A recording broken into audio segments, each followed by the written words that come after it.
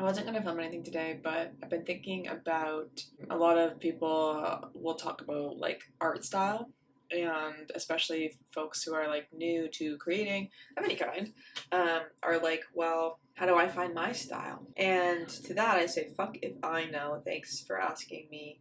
I appreciate that I look like I have the answer. I don't. But I can perhaps illuminate a little bit about personal style and what that's all about. First and foremost, I just want to say I am sleepy, and this is my personal style. My personal style is that I'm exhausted, and that's a part of the brand, baby. Let's just get fucking started. Okay, so let me just first say that like style isn't something that you can necessarily force.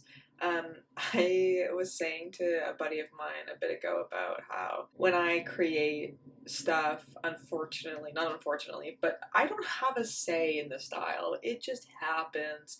There's commonalities in my work, and that's what we can start to define as maybe personal style. It's divergences from what other people do, distinct traits in your work that is both a pattern and also just like, again, that divergence from what you typically see. So I can see, okay, this is a repeating thing. It's either a repeating theme, color, content, whatever it is. There's that repetition piece.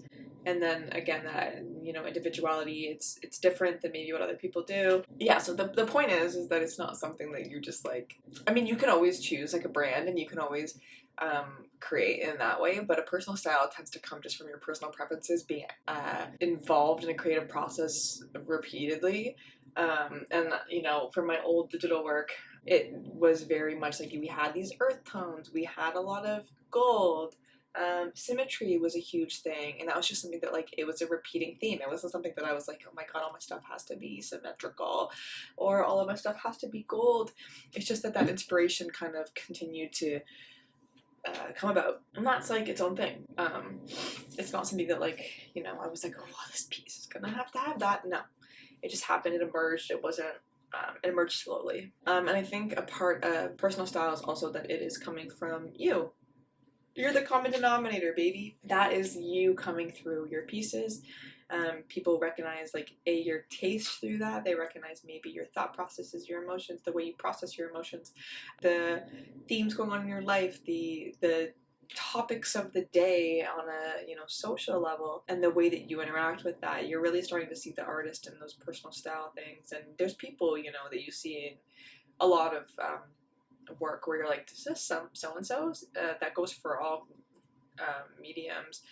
There's always something that there's always some way of telling who is who, and sometimes when you have more of that variance in there, it can be hard to say, hey, I have a personal style, but there's still going to be commonalities, which it might just take a little longer for you to sift out what that underlying kind of theme is, or that underlying kind of repetition is. And yeah, that'll come with like experimentation and trying new things. And a lot of my pieces are similar, a lot of my pieces are fucking different. And the thing is that like you can see the similarities, and then also like sometimes when you do something that's like super different from your normal thing, you either love it and you're like, hold on, this might actually change and evolve my personal style, but it also it could just strengthen your personal style.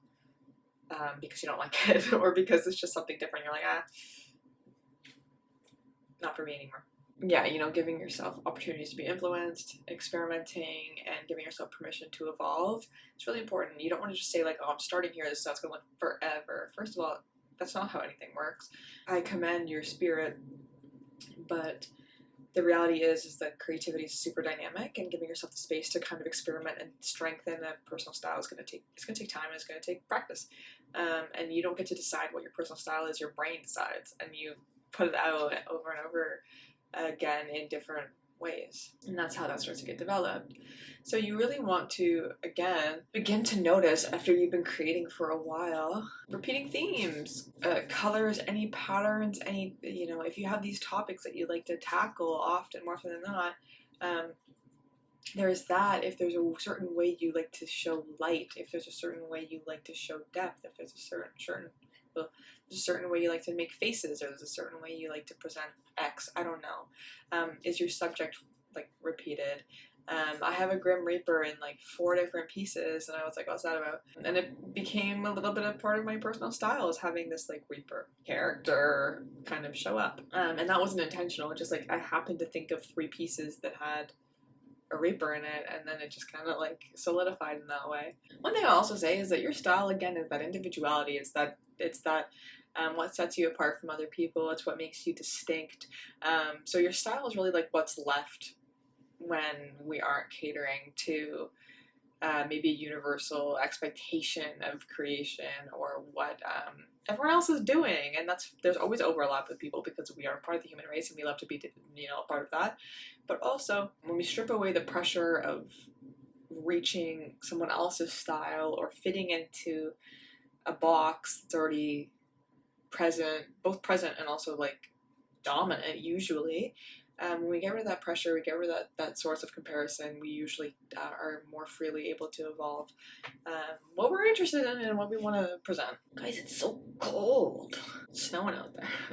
One of the things that I talk about relentlessly in all of my mediums is conversation and this kind of active relation that we have with our lives and with our experiences and with our creative path. It's your voice and your personal style is something that you're having a conversation with. It's something that's evolving. It's something that's dynamic. It's something that you're inputting information to and receiving information from. There is, like all conversations, it's a relationship, right? We're dealing with that, like, okay, well, how can I give it the attention, patience, intimacy, and honesty that this needs for it to be a fruitful and healthy relationship? It's like that across the board. Anything that you interact with, how can you do that in every avenue of your life, especially in your creativity? Because then you're able to formulate a really strong work that has this kind of attention to the experiences that we have, and you can better depict those for other people, but also for your own well-being, for having that closeness with your life and that closeness with your creativity and developing a strong relationship with your craft is meaningful and beautiful and something that you feel on a visceral level. And it helps you get super attached to your work, which makes it harder to get rid of, but it's meaningful. And if you're sentimental like me, it just adds to the wealth that you have. The last thing is something I've talked about, like, honestly quite a bit, and that is about like how work talks to you. And we're going kind of into that conversation piece, but when I talk about inspiration, I often say that, like, I start with one point of inspiration, and then, this inspires me, and then I think about this, and then, I'm learning from the piece kind of as it's coming together. And I think that's important because, again, you're having that conversation, you're allowing themes to arise as they naturally would without this more like curated and constructed process.